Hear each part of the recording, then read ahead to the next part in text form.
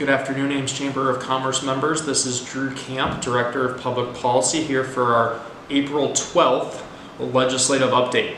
There's quite a bit that happened this week down at the legislature, especially in the form of appropriations and ways and means bills. I really will touch on some of those, specifically property tax legislation out of the House, the Empower Rural Iowa initiative that really deals with broadband and the workforce housing tax credit, and then some of the appropriations bills that we saw movement on out of the House and Senate, which is something we discussed last week that would be happening this week. So I wanted to provide you an update on how some of those things moved forward. So jumping right into it, one of the biggest things that happened this week down at the State House is the House Ways and Means Committee voted on a party line vote to advance HSB 165, which is the property tax reform proposal that they've put forward with an amendment to the full House for their consideration, which means it can be voted on sometime next week. What the bill does is it places a 2% cap, amongst other things, on local governments' abilities to increase property tax revenue. The legislation does exempt some levels from the cap and does have some other provisions, all of which have counties and cities very much concerned. That's something we've talked about in previous updates, and that's something we continue to monitor. But the one big thing that we make sure we continually kind of keep a close pulse on is the fact that this is only one of the chambers. The House has come out and they've passed this bill through the Ways and Means Committee. It'll be going forward for whole full House consideration. We have some belief, we have some reason to believe that it has the votes to pass in the House. They have 54 Republicans in the House, so it is a slim margin if any were to peel off. But we have the reason to believe that there is enough space for it to pass. But one thing is we still don't know what's coming out of the Senate. We've heard some things that may be contained in the Senate bill, and they can include things like more transparency or possibly some look at thresholds rather than caps. We really don't believe in dealing in caps. That's a little bit harsh as compared to thresholds, where you have some of the flexibility that you need to do the budgeting that cities and counties throughout the state are doing. So as we stand with our friends at the cities and the counties, one of the biggest things that we're doing is we're really waiting to see what the Senate is doing, so we can really kind of be in a good position to see how we can best move forward and affect change on the bill. That's something we've kind of been able to do so far as a group, and that's something we want to continue to do moving forward. And one good piece of news in the Senate is the fact that there are some more politicians in the Senate that have local government experience. Think city managers, city councilmen, mayors, members in leadership that are of large growth communities. Those are all things that are going to be impacted by a proposal like that the House would be sending over if they do in fact pass it next week. So we continue to watch this very closely, because the ramifications could be serious if this is in fact how it was passed, and we hope that we can continue to have those conversations down at the Capitol to try to impact change on the bill as much as possible to make sure that it's a little bit more palatable to our friends at the city and county. So make sure you stay up to date with us and kind of continue to watch that discussion, because that's going to be one of the very big things that they're looking to have, one of the biggest impact bills that we're going to see before the end of the session on May 3rd. And the next big issue that I want to make sure I talk about that saw some impact or saw some motion this week is the Empower Rural Iowa initiative.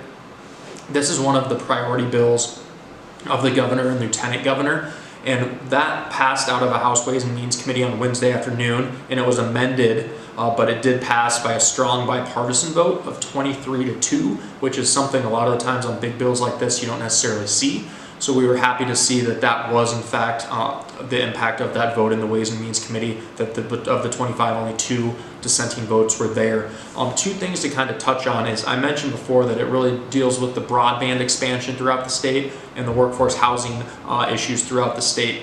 So some of those highlights in that regard are the fact that it would move federal definitions for download and upload speeds as it relates to that broadband portion, and it would also put criteria for applicants to receive an award, and it also changes the definition of small cities for the purpose of the Workforce Housing Incentives Program, while allowing a one-time use of workforce housing funds to clear the backlog for rural communities. That piece about clearing only for rural communities is something that we're a little trepidatious about, simply because the fact then that you're dividing urban versus rural, and that's not really how we like to do policy. So we do want to see possibly if we can create some change there where it would potentially be something where all communities, the backlog for all communities could be impacted. The thing is, that's about $29 million, so that's not a small piece of money that they would have to come up for a one-time appropriation for. So that's going to be something to watch as we move forward with that conversation for Empower Rural Iowa, specifically with that portion to the workforce housing tax credit. With regards to appropriation bills, the House has passed 3 bills out of the chamber or out of the committee, and those bills are the Education Appropriations Bill, the Renew Iowa Infrastructure Appropriations Bill, and the Administration and Regulation Appropriations Bill. Within the Education Appropriations Bill, it includes $14.78 million for the last dollar scholarship funding for Future Ready Iowa. This is one of our priority issues, so that's obviously something we're very much in favor of, to see that nearly $15 million going to that last dollar scholarship fund to really help fill that gap of people for training at community colleges to really get into those high skill positions.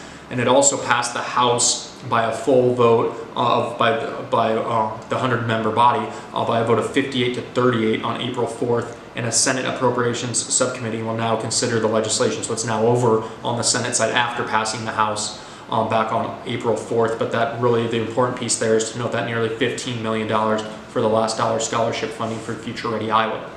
With regards to the Renew Iowa Infrastructure Fund and the appropriations for that, it allocates $200 million for FY20 to improve infrastructure and $24 million in building and maintenance, facility and maintenance for state-owned facilities. So that's something that we continue to monitor, because a lot of the times that RIF budget contains assistance for Iowa State University, the Iowa Department of Transportation, and a lot of our other partner organizations. So we'll always watch where that funding is going very closely to make sure it's going where we want it to be going as far as where our partners' priorities align with that.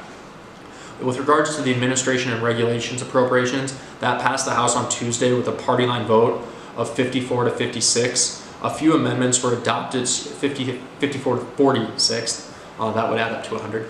A few amendments were adopted, including $100,000 for outreach to minorities to encourage more voter participation. The bill has been assigned to a subcommittee in the Senate and awaits further consideration over there.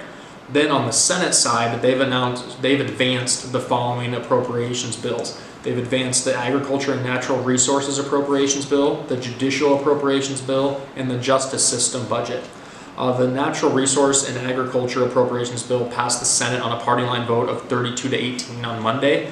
The House Agriculture Budget Subcommittee passed the Senate bill with a strike after amendment, and it's expected to pass out of the full House Appropriations Committee here yet on Thursday. So it should now be going, moving forward to then move on to the House, it should have passed the full appropriation, so it should be able to move on to the full House debate calendar to pass that chamber as well here in the near future. The Judicial Appropriations Bill passed the full Senate Appropriations Committee on Monday, and it will now it will fund the court system for the state, and it establishes the salary for judges. That's a very important one to watch, that in the justice system, because those are ones that did take some cuts in the de-appropriations bills. So we are monitoring kind of where those came in as far as where the appropriations and funding went for the justice system and judicial appropriations. With regards to the Justice System's budget, it passed the full Senate Appropriations Committee on Monday, and it appropriates $579 million from the general fund to fund several state agencies such as Human Rights, Homeland Security, Public Defender's Office, and state correctional institutions. It will be eligible for the debate in the Senate early next week. So those are really some of the big issues that we've really seen moving down at the Capitol. At this point, all those policy bills have largely been kind of completed. They are still moving, like the Empower Rural Iowa bill, and they are still moving through the legislative bodies in the House, in the Senate. But we're really going to see mostly action on those appropriations bills moving forward, and then the big budget item bills like the property tax legislation bill. So that's something we'll continue to see a lot of progress made on in the next coming weeks, and we do really want to closely monitor that property tax discussion, because they're getting to the point where they're now down to about 3 or 4 weeks left in the legislative session, and these discussions now are going to be very, very consequential. Not to say they weren't before, but the fact is we're on a tight timeline at this point now. So we really want to make sure, especially as we look at impacting change on that property tax legislation, that we're able to do so in fairly short order as it moves into the Senate potentially here next week. So please do come back and join us for next week's legislative update. There's sure to be a lot of new things that have happened at that point as well with a lot of these issues, whether it's in Power Rural Iowa, property tax, or appropriations. It does promise to be an informative update, so please do come back and join us here next week on the 19th for our legislative update. But then also before then, do remember to file your taxes on April 15th. All of my CPA friends should appreciate that. They will actually have a little bit of time in their life after that as well. So please do come back and watch this next week. And thank you very much for your attention, and have a nice weekend.